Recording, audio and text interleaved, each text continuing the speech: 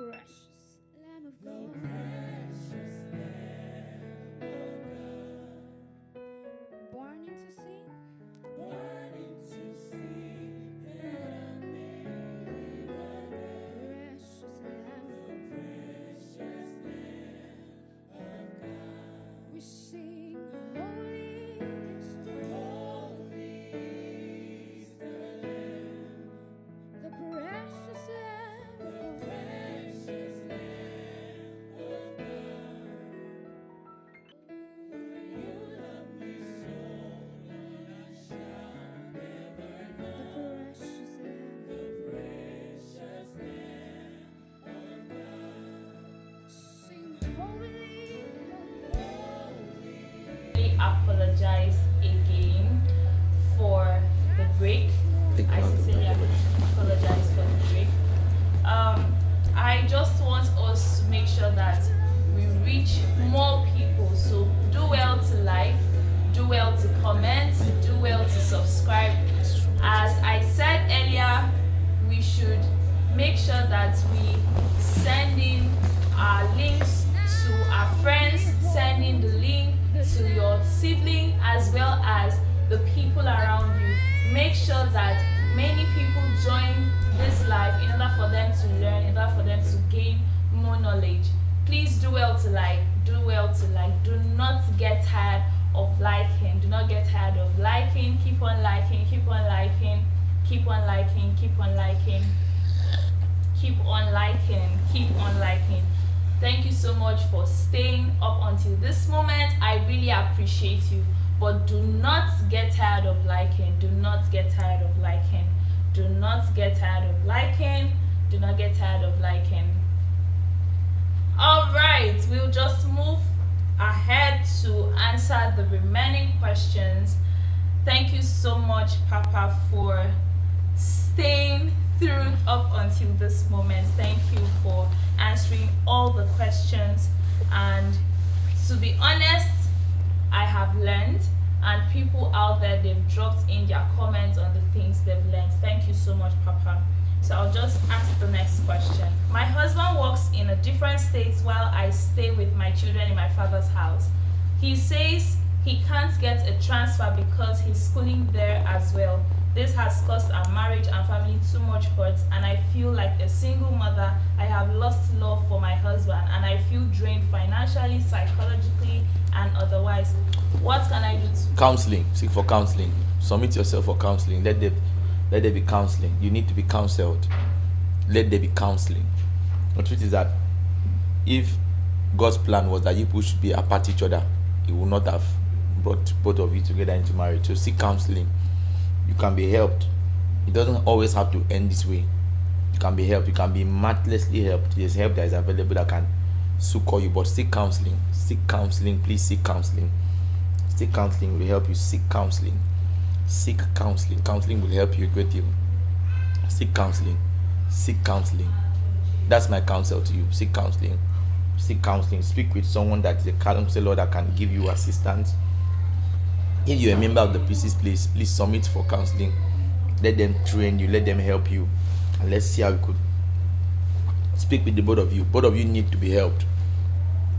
Alright, so you don't destroy yourselves in the process. Thank you.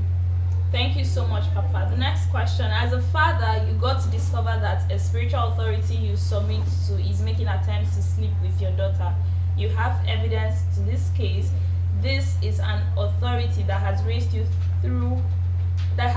and though you have had issues of such failed and successful attempts on other people, is it the best to confront the authority, or should I go ahead with a plan of arranging with my daughter to set him up in a hotel he wants my daughter to come, probably invade there with creators for him to trend small? What's the place of honor, loyalty, and disloyalty to this?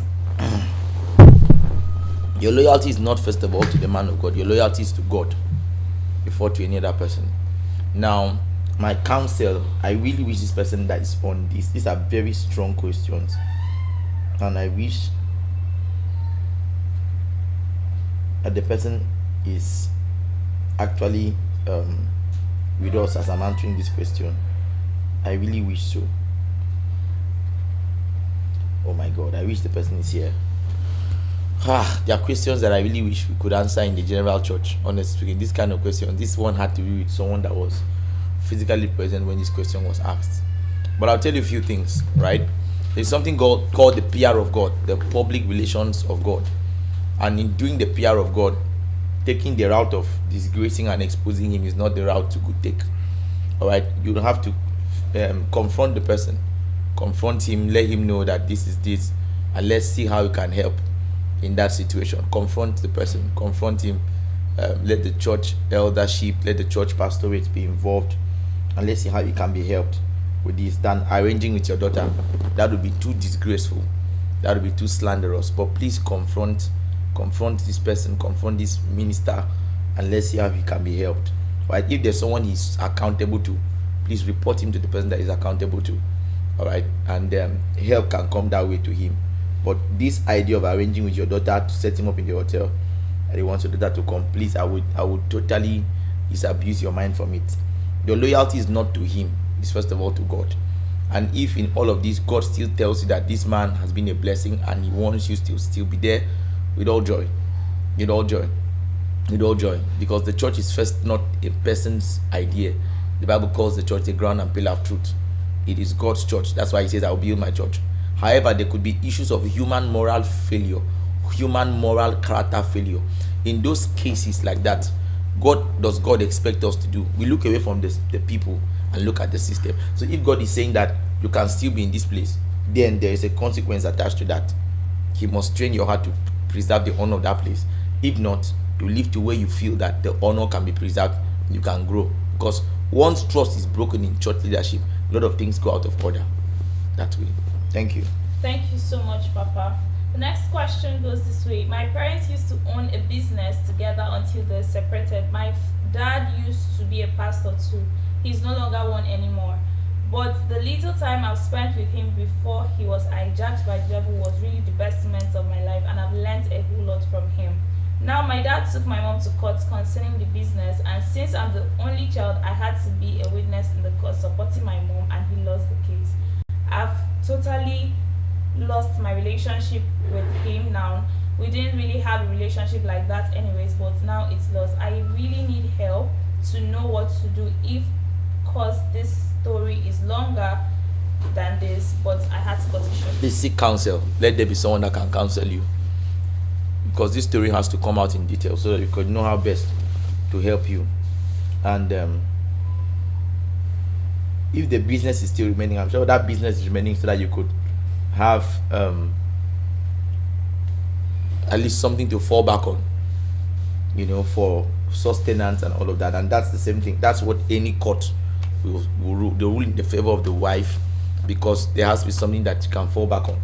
However, that relationship with your father you've lost is something that is priceless, and you will need that thing for future purposes, particularly if you know that your journey in destiny is a long one. You will need that role to be played out faithfully. Part of the reasons why that is important is because you're going to get married, right? You will need, before you become over needy towards your husband, you will need that role. You will need that role. And you also have to forgive the memory of the things that happened between you and your father, right? In that forgiveness, your healing is taking place. But by and large, there has to be some bit of accountability and openness, because like you said in this story, it's longer than this, but you have to cut it short. So the parts you're cutting short are actually the parts that will make for how this thing can actually be handled. Thank you. Thank you so much, sir. I'll ask this question this way. I am a young man in my early 30s. I feel pressured because I know I am lagging behind in the scheme of things I had thought by now I would have accomplished. A number of things is calling my attention: ministry, marriage, career. Sometimes I feel like I'm not making any headway. How do I manage this? Well, I don't think there's a problem with the management, if you ask me. I just think it's a problem with priority. We don't manage things. We juggle them. We juggle things. We don't manage things. Now, which one is topmost at the moment for you? The plan of God for your life should be topmost. So that's ministry. Second after that should be the matters of career, because there has to be what you're doing that you're earning. You see that now. Ministry is not necessarily building or the name of a ministry. Ministry is actually fulfilling the plan of God, and if you're doing that, that in itself is a ministry. Any platform that allows you to help people in achieving the purpose of God for your life, that then is ministry. Then number 2, very importantly, is the matters of career, because there has to be something you're doing that is earning. All right, your earning is very important. And then the last thing is marriage. You don't want to bring anybody's daughter into a platform that you get to suffer. So these are things that you have to settle early in your heart before making other decisions or before joining further. All right, thank you very much. Thank you so much, sir. How do you handle being accountable to a wrong shepherd? What are the things you should do to ward off influences from a wrong shepherd? You have to leave. Discernment has to be heightened. You have to leave. A wrong shepherd, like you said, not a false shepherd, but a wrong shepherd. You have to leave. You have to leave that place, and you have to resubmit yourself to a genuine shepherd that can help your journey. And in submitting yourself to a genuine shepherd, there has to be open accountability, and then prayers will be made for you, depending on the peculiarity of the case. There are cases that it can be occultic. Prayers has to be made for you to relieve you of those influences and deliver you from that headship that you were once under. Right? Go to a place that is not just a Bible believing church. Even Satan believes the Bible. That's what the Bible says in the book of James. So go to a place that the Bible is taught and the man of God understands spiritual authority, and then he will help you bring you out of this influence and establish you in the counsel of God for your life. All right? Yeah. Thank you so much, sir. I think you've done justice to all the questions. Yeah. Please, sir, what are your last words to people? I think there's a question here that somebody's asking: financial constraints as a father and a pastor. And I tell you that there are times I have financial constraints. I do. For real, I do. There are things that I want to do and I cannot do it. But I've learned this, practically speaking, that what I don't have, I don't need. I've learned how to abound and abase. It's on the context of this that Paul said, I can do all things through Christ that strengthens me. Whatever I don't have now, I don't need. In all honesty. And what I need, I will have. That's the mindset I have. I don't do beyond my means. You see the way I'm regurgitating the answer to you. I don't have to think about it before answering. Whatever I don't have now, I honestly don't need. God knows that the car I need to drive is the one I'm driving at the moment. The car I want to drive is not the car I need to drive. So if it's not in my space, if it's not within my reach at the moment, it's not because it's not going to be there. It's coming in the future. But for now, what I need to fulfill destiny is what is available at the moment. The clothes I need are the ones that are available. Are you following what I'm trying to say? So if you have this as your mindset, it would help you to not put pressure, because the amount of pressure that young people put on themselves as father and pastor is alarming. It's alarming. Are things that my son will want me to buy, because children want you to buy the whole world for them. But I am content enough to tell them that, well, it's amazing you want this thing, but it's not something that we are going to buy now. And I'll tell him, sit down and tell him that daddy has priorities that he has to cater for. All right? And I won't feel bad that I did not buy those things for him. And when I see other people's children have those things, it doesn't in any way deride the fact that I'm a good father. The goodness of my fatherhood is not dependent on the purchases I give. It's dependent on the time I spend with my children. And that's something we must not override. So let's call things again back to priority. There are constraints here and there will be constraints, but we must keep purpose in the fore. Again, when it comes to, you said as a good pastor and father, if you added husband, I would have said that a woman is not necessarily with you because of the things you have. A woman is necessarily with you because you are visionary and you have vision in front of you. So if you can constantly cast the vision and let it be obvious that you're making steps in keeping with that vision, it is obvious that you know distant time. All right, folders will be open and time would collapse itself and you enter into that place. But this idea you're having now that you want to be in everybody's good books, go and sell ice cream, don't pastor. There are things we want to purchase as a church, as a ministry now, and things that we have constraints in gadgets with. I speak with you now, of which I am not pushing for those things, because what we have is what we want. What we don't need is what we don't have at the moment. All right, so please be content with this, and I believe that godliness with contentment, as the Bible says, it's great gain. I want to thank you for joining us on this. I wasn't really sure you were going to join because of the many lapses and lags. I want to apologize on behalf of the entire crew for the lapses we've had today. please do well to like, subscribe, just in case you've not done that. We will rebroadcast this particular conversation, and we're going to have a lot of it again come up as often times as possible. We will rebroadcast this conversation. I'm making we will rebroadcast it, and the reason is so that you can tell your friends and loved ones and let them know that we'll rebroadcast it again. I'll be live here by 11 p.m. for us to have prayers like we always do, 11 p.m. So tell someone to tell someone, all right, that we'll be live. Now, just in case you're following me from anywhere in the world, do well to leave a comment under. There are links that are available there that could help you, connect with us fully.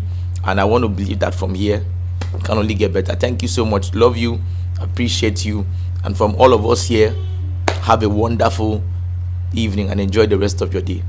Shalom.